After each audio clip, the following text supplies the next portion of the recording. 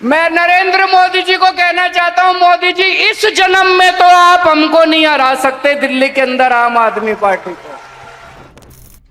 यह उस व्यक्ति का अहंकार बोल रहा जो लगभग 12-13 वर्ष पहले इस देश की राजनीति में शुचिता, सत्यनिष्ठा और परिवर्तन का चेहरा बनकर उभरा था।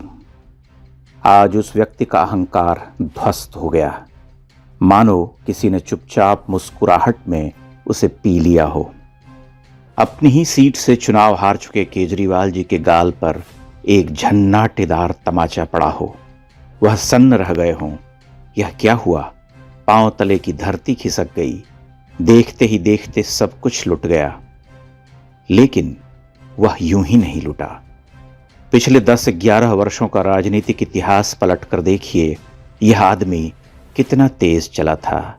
इसने कितने प्रपंच रचे, कितने झूठ बोले, निर्लज्जता के साथ बोले, लेकिन अड़ा रहा, खड़ा रहा, क्योंकि इसे अपनी राजनीति पर भरोसा था।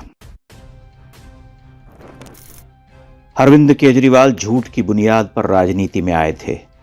याद कीजिए, तब उन्होंने अपने बच्चों की कसम खाई थी कि वे राजनीति में नहीं आएंगे। वे आए, जो कसम खाई थी उसे चबाकर पचा गए। राजनीति में आने के साथ ही उनकी मंशा स्पष्ट हो गई थी। वे नरेंद्र मोदी से दो हाथ करना चाहते थे। आपको ध्यान होगा, उन्होंने 2014 के आरंभ में ही गुजरात का दौरा किया था और वहां भांति भांति के करतब दिखलाए थे। तब उनके दिमाग में यह बात थी कि सबसे पहले गुजरात के अजेय मुख्यमंत्री का गढ़ ध्वस्त करना होगा, जो अब एनडीए का प्रधानमंत्री प्रत्याशी घोषित हो चुका है। उन्होंने वहां 2 सप्ताह तक अनेक नाटक किए। लोकसभा चुनाव में वाराणसी से मोदी के सामने उतरे और परास्त हुए। उनके नाटक मंचित होते रहे। दिल्ली के चुनाव में मिली प्रचंड जीत के बाद अरविंद केजरीवाल का दिमाग 7वें आसमान पर जा बैठा। वह एक घोषित अधिनायकवादी नेता बन गए और पार्टी अपनी इच्छा से चलाने लगे। उनके साथ के नेता छिटकने लगे। कई महान साथी उन्हें छोड़ गए, लेकिन केजरीवाल टस से मस न हुए। उन्होंने झूठ को अपने जीवन का मूल मंत्र बना लिया। वे पूरी ठसक और आत्मविश्वास के साथ हर दिन, हर मंच पर झूठ बोलने लगे। मोदी की अवमानना चलती रही। उन्हें भ्रष्ट, अनपढ़, सबसे खराब प्रधानमंत्री कहने का सिलसिला जारी रहा। दिल्ली को अपनी मर्जी से हाँकने की कुचेष्टा कभी थमी नहीं। कहना होगा कि भारतीय राजनीति में इतना धृष्ट और बड़बोला नेता आज तक नहीं आया। केजरीवाल ने देश के कई राज्यों में बीजेपी को चुनौती दी, बड़े बड़े दावे किए, लेकिन लगभग सभी राज्यों में उनकी पार्टी औंधे मुंह गिरती रही। उनके प्रत्याशियों की जमानत जब्त होती रही। वे नहीं रुके, उनका दर्प नहीं टूटा। उन्होंने दंगाइयों को खुलेआम पुचकारा, उनकी पीठ ठोकी, जिसका भयावह परिणाम था 2020 का दंगा। उनकी पार्टी में छटे हुए बदमाश, दंगाई, बेईमान भरते रहे। वह ईमानदार बनकर अट्टहास करते रहे। उनका दर्प ऐसा कि वे किसी भी मंच पर खड़े होकर भारत के प्रधानमंत्री का उपहास करते।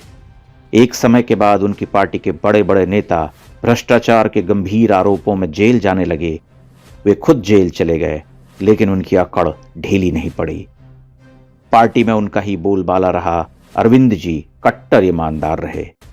चमड़े की साधारण सी चप्पल और लंबी लटकती कमीज पहने केजरीवाल जी बलेनो कार से लग्जरी कार तक आए। करोड़ों का शीश महल बनवाया। दिल्ली की शिक्षा व्यवस्था में आमूल चूल परिवर्तन की विकराल डींगे हाँकी। सैकड़ों झीलें खुदवा डाली। दिल्ली को लंदन बना दिया, लेकिन असलियत में लोगों को छक कर दारू पिलाई। दारू कांड में उनके प्रिय मंत्री फंसे, जवाब देते न बना, लेकिन उनका ताप कम न हुआ। अरविंद केजरीवाल बहुत पहले पहचाने जा चुके थे। लगभग 1 दशक पहले ही उनका असली रूप सामने आ चुका था। एक तरह से वे खुद अपने आप को उद्घाटित कर चुके थे, लेकिन दिल्ली की जनता उनके झांसे में आती रही। उनका जबरदस्त विक्टिमहुड कि मोदी काम नहीं करने देते पर विश्वास करते रहे। उन्होंने एक झूठ को छिपाने के लिए अधिक विश्वास के साथ दूसरा, तीसरा, चौथा झूठ बोला और इसे अपना मूल मंत्र बना लिया। लेकिन हर झूठ की आयु होती है वह अनंत समय तक नहीं चलता, अनावृत हो ही जाता है।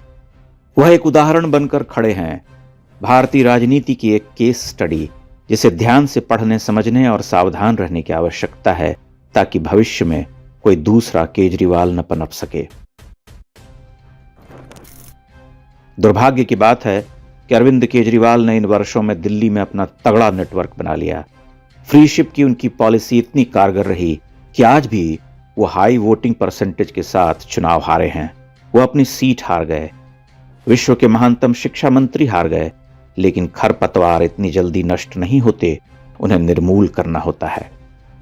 आम आदमी पार्टी और अरविंद केजरीवाल देश के लिए प्रचंड घातक हैं। आज वे पराजित हो चुके हैं, लेकिन उनके लिए दोबारा उठना सरल न होगा। लेकिन हमें सचेत, सावधान रहना होगा। हमें अपनी समझबूझ बेहतर करनी होगी और क्षुद्र स्वार्थ से ऊपर उठकर देखना होगा। अन्यथा केजरीवाल जी एक राजनीतिक विकल्प बनते रहेंगे और हम भोगने के लिए शापित रहेंगे।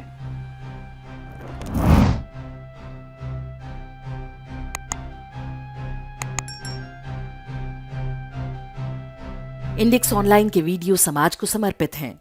आप इनको डाउनलोड करके जैसे चाहे वैसे प्रयोग कर सकते हैं। चाहे तो आप हमारे टेलीग्राम चैनल से जुड़ सकते हैं। वहां सारे नए पुराने वीडियो आपको मिल जाएंगे।